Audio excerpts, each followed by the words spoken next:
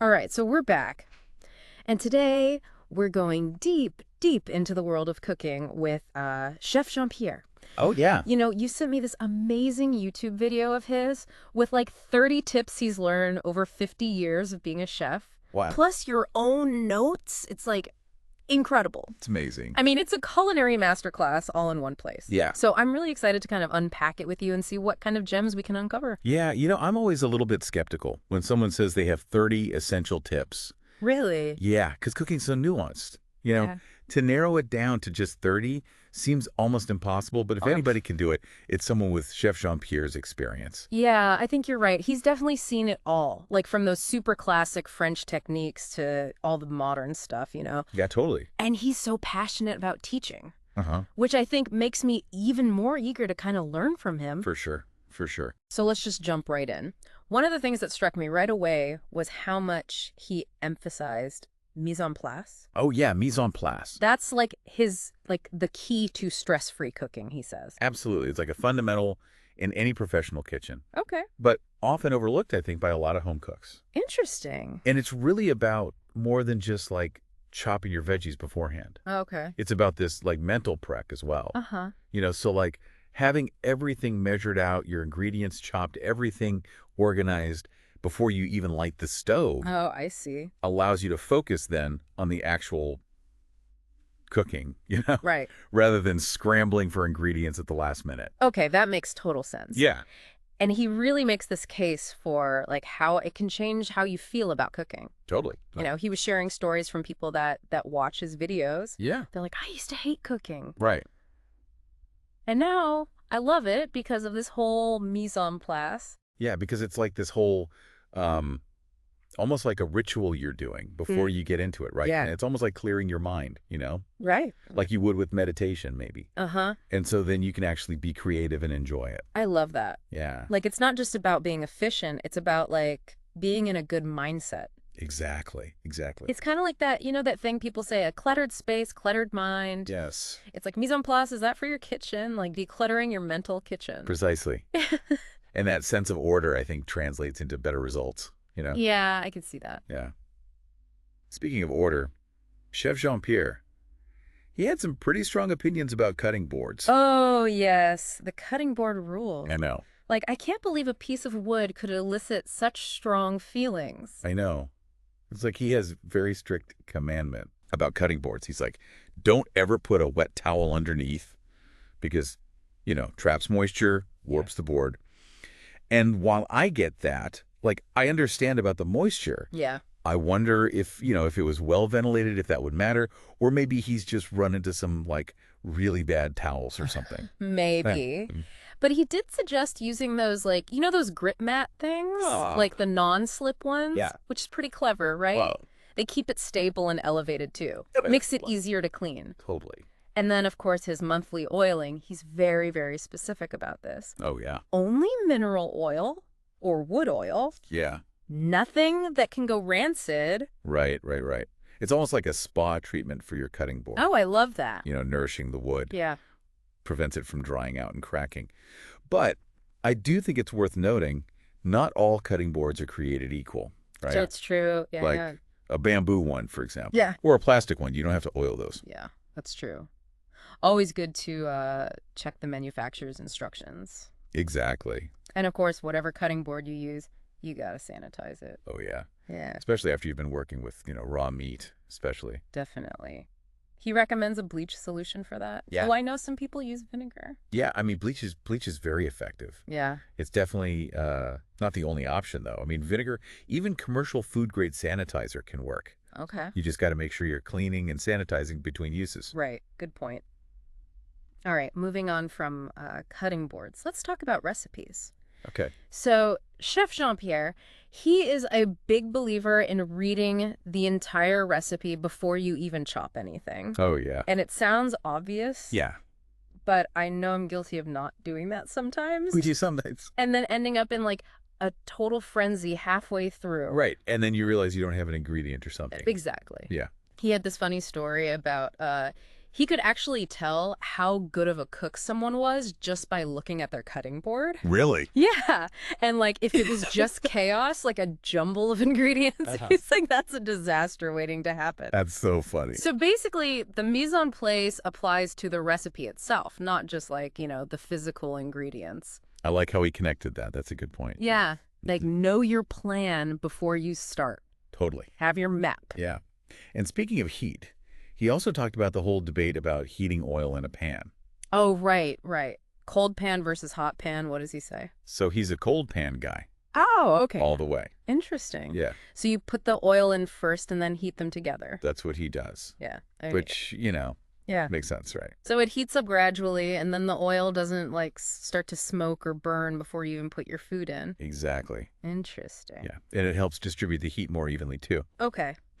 I have to try that. I usually heat up the pan first. Yeah, I think a lot of people do. He was also saying you got to use a thermometer Yeah. to make sure the oil's the right temperature, especially if you're sautéing something. Right. But, not everybody's got a thermometer lying around. So he said you can do the wooden spoon trick. Oh, yeah. If you put it in the oil and it starts bubbling around the spoon, That's a good sign. you're good to go. Yeah. I love those little tips. Me too. They're so helpful. All right, so let's move on to another really crucial ingredient, I guess you could say, butter. And Chef Jean-Pierre, he was very enthusiastic about this one. Oh, yeah. He really emphasized understanding the different types of butter and, when to use them. Okay. Like clarified butter, where they've removed the milk solids. He was saying that's got a higher smoke point. Exactly. So it's good for high heat cooking. Exactly, like searing a steak, Okay. where you don't want it to burn. So then whole butter with a lower smoke point, that's good for sauces. For finishing sauces, yeah. And stuff where you don't want to scorch it. Or adding like a richness to a dish Okay. where you don't want to cook it too much. Got it. Yeah. He even called butter an emotion. I know, it's so true. So true. Like, we can all relate to that. Right? Like adding a pat of butter just makes everything better. The best, yeah. Speaking of things that can make a dish better, what about wine? Chef Jean-Pierre had some things to say about that too. Oh, yeah, and he had, good tips like if you're using regular wine, you should reduce it by half Oh, okay. to get that, Yeah. intense flavor Right. and also to cook off the alcohol. Got it. So you're just concentrating the flavor. Exactly. And he was saying, just like with drinking wine, don't cheap out when you're cooking with it. He had that great line Oh, yeah. about how cheap wine just stays cheap no matter how long you cook it for. I like that. That's good. But here's something I thought was really interesting. He said fortified wines, you don't have to reduce those at all. Oh, interesting. So like Port, Madeira, Marsala, Oh, okay. you can just put them right in. Yeah, because they're already so rich and complex. That's true, yeah. Because they've got the brandy, the cognac. Yeah. So they're ready to go, basically. That's a good tip. I'm going to try that. I think so. What about you? Anything standing out to you so far? Yeah, I'm really intrigued by what he said about vegetables. Mm-hmm. He's really into blanching them, Oh, yeah. particularly like asparagus, green beans, carrots. I guess that makes sense. It locks in the color and keeps them nice and moist. Exactly. Mm. And then you shock them in that ice water right after. Right, to stop the cooking. And he Yeah. talked a lot about onions. Onions, yes. Like they're kind of the foundation of flavor in so many dishes. They are. And he was very specific about how to cook them. Like you always want to start with them, unless you're using bacon. Oh, right, of course. So onions go in first. Most of the time, yep. He was saying you have to cook them till they're translucent, Yes. because that means the natural sugars are released. He actually used the term sweating the onions. Oh, I love that. That's so descriptive. Oh, right. It's like You can just picture it. you can just picture it. Yeah, And then once they've softened up, that's when you can caramelize them exactly. and get that really deep, rich flavor. Oh, yeah. All about layering those flavor components. It is. Yeah. So he was also talking about acid. Oh, acid. Yeah, And he really believes that acid is so important in cooking. totally.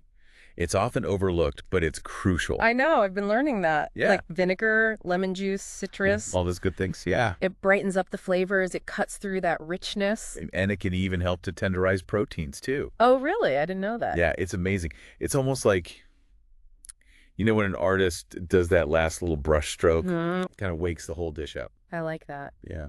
So on a more technical note, what about measuring? What did he have to say about that? Well, he's a big believer in kind of, getting a feel for it, Okay. especially with things like herbs and garlic. Okay. Like, use the measurements in the recipe as a guide, Right. but don't be afraid to adjust to your own taste. So it's about getting that feel, being intuitive. Exactly, yeah. But he did say when it comes to baking, precision is key. Oh, yeah, that's true. Baking is a science. Exactly. You can't really mess around with the ratios. Yeah, you got to be more precise with those measurements. That's where a kitchen scale comes in handy. For sure. For sure. He also stressed the importance of understanding the why behind the ingredients, not just blindly following the recipe, Oh, I like that. you know? So it's not just a list of things to throw together. It's like you're understanding why those things are there. Exactly, like how each ingredient contributes to the dish. Right. And that makes you a better cook in the long run. Totally. Yeah, it makes you more intuitive, more creative. Exactly. And speaking of techniques, he also talked about the Maillard reaction. Oh, yeah, the browning of proteins. Yeah, the brown. Right when you sear a steak. Yeah, exactly. It's like magic. It is. He talked about how important it is to have the right pan spacing and heat control to really get that good sear. Okay.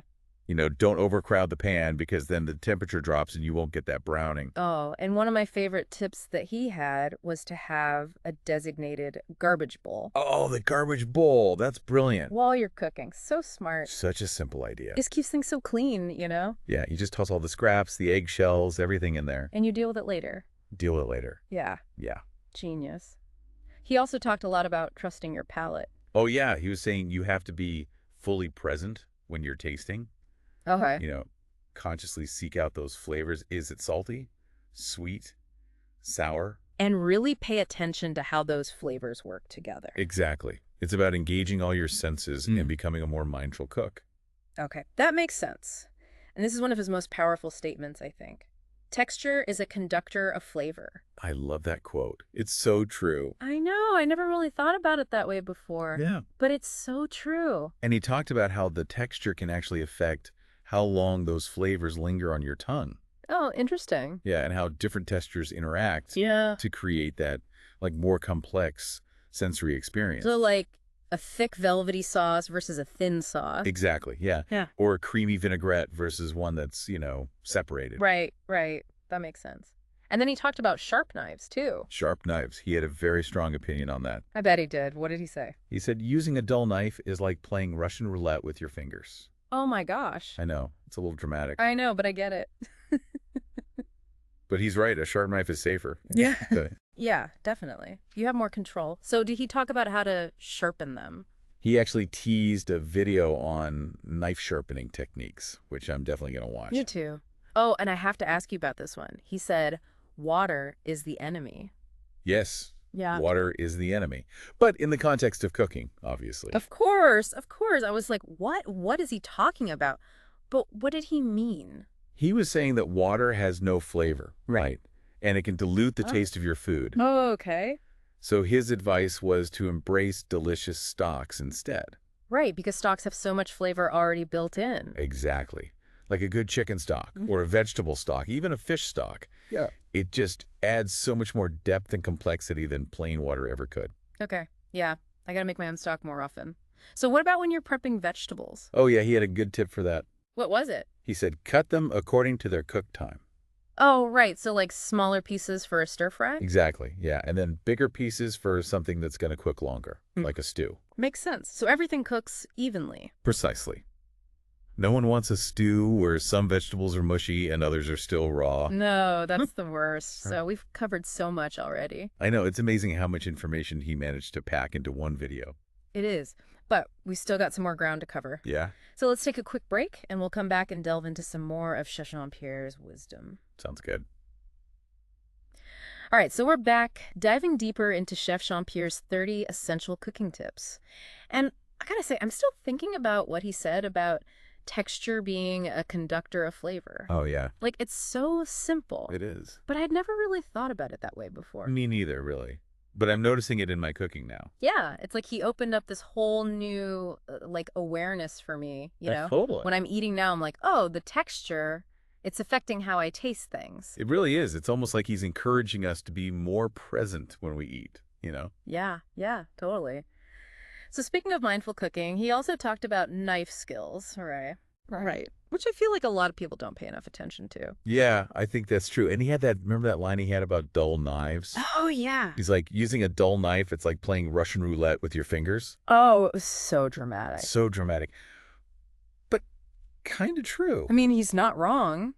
You really do need a sharp knife because you need less force, so it's less likely to slip. Right, right. It's actually safer. Exactly. Yeah. Exactly. And he talked about, having the right knife for the job too. Yeah, of course. So like your chef's knife for the big chopping. Right. Paring knife for those more delicate things. Yeah.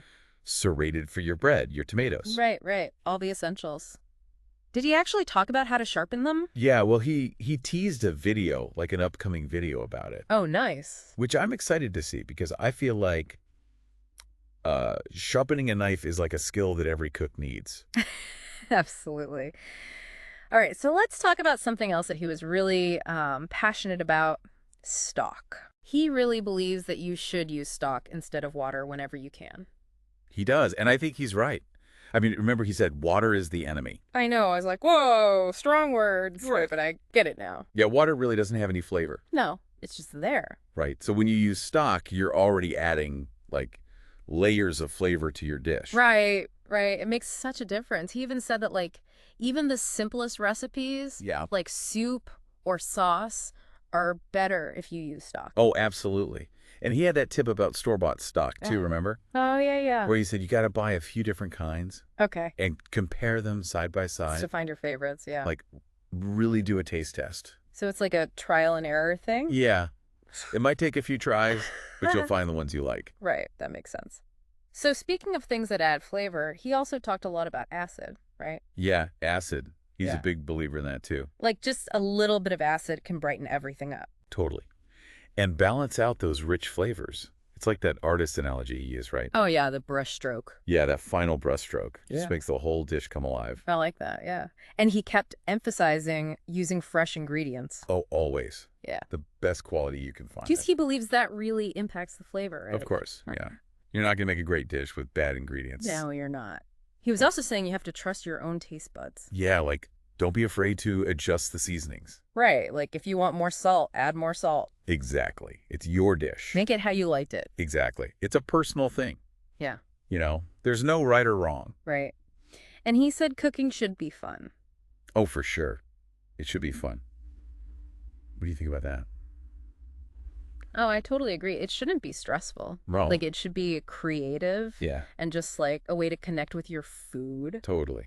I think he has that, like, enthusiasm about cooking that's contagious. He really does. Yeah, it makes you want to get in the kitchen and experiment. Exactly. He's reminding us it should be fun. Yeah, and he's not afraid to make mistakes. He's all about embracing the mistakes, right? Exactly. That's how you learn. And he said, remember, that the only way to truly master a dish is to make it 100 times. I love that. It's about the journey, not just the destination. Yeah. I think that's true for a lot of things in life, not just cooking. So true. So he also talked about cooking proteins, like meat and fish, Oh, yeah, yeah. and how important it is to use a thermometer. Right, so you get that perfect temperature inside. Exactly. You want to make sure it's cooked through, but not overcooked. Right, right. And different cuts of meat need to be cooked differently, too. Oh, absolutely. Yeah. Like a tenderloin, you might just sear it quickly. Yeah, But something tougher, like a brisket, needs to cook low and slow. exactly. What about vegetables? Vegetables, yeah. You had a lot to say about those, too. I bet. You know, how different vegetables need different cooking times, different methods. Of course, yeah. Like blanching, Yeah, yeah. He loves blanching. Yeah, that's his thing. It's a great way to keep those green veggies like asparagus and green beans nice and bright green. Yeah, and crisp. Yeah. And then, like, roasting is perfect for root vegetables. Like carrots, potatoes. Exactly. And he said, don't forget to season your vegetables. Yes. So many people season the protein perfectly, Right.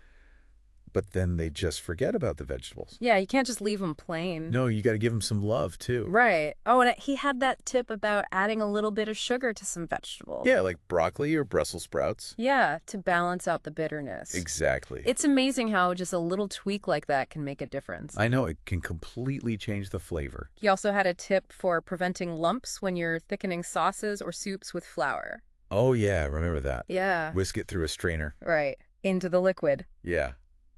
So smart. I'm going to try that. It's a game changer. I know. I've had so many lumpy sauces. Me too. It's the worst. Yeah. It's those little tips, you know? I know. It's like the little things that make a big difference. Yeah, those little hacks that make you a better cook. For sure.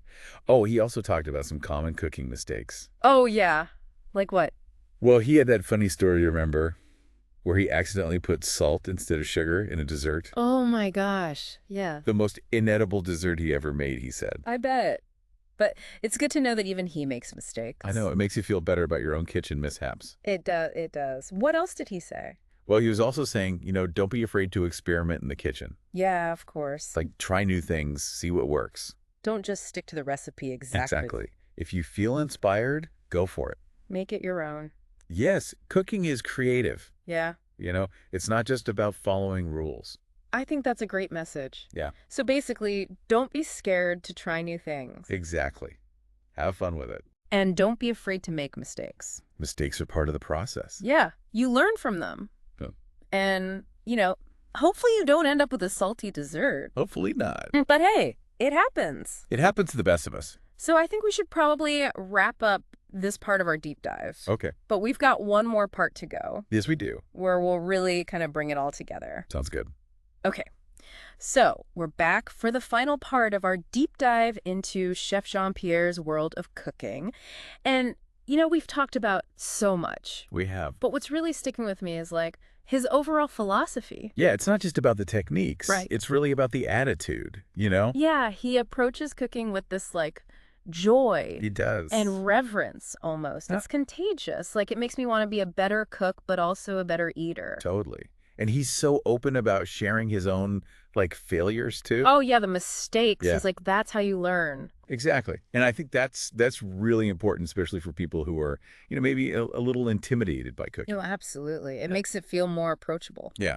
It's okay to mess up. Right. Everyone does. Remember that story he told about the salt? Oh, yeah, the salt instead of sugar. In the dessert? That's classic. I know. He's it was the worst dessert ever. Yeah, but he learned from it. Right. He's pay attention. Exactly. Details matter. Yeah. But it also shows that even, the pros make mistakes. Totally. It's humbling. It is. Cooking can be humbling. Yeah, for sure. But it's also so rewarding when you finally, get it right. Right. When you nail that recipe, you're yes. Or create something, totally new and delicious. It's the best. It is. And I think, for Chef Jean-Pierre, the real reward is in sharing it with people. Oh, yeah, totally. Cooking for people you love. Yeah. That's the ultimate. It's an act of love. It's nourishing people. It brings people together. Yeah. He even told that story about his grandmother's cooking. Oh, yeah, yeah. And how it really shaped his whole journey with food. It's those little stories, Yeah.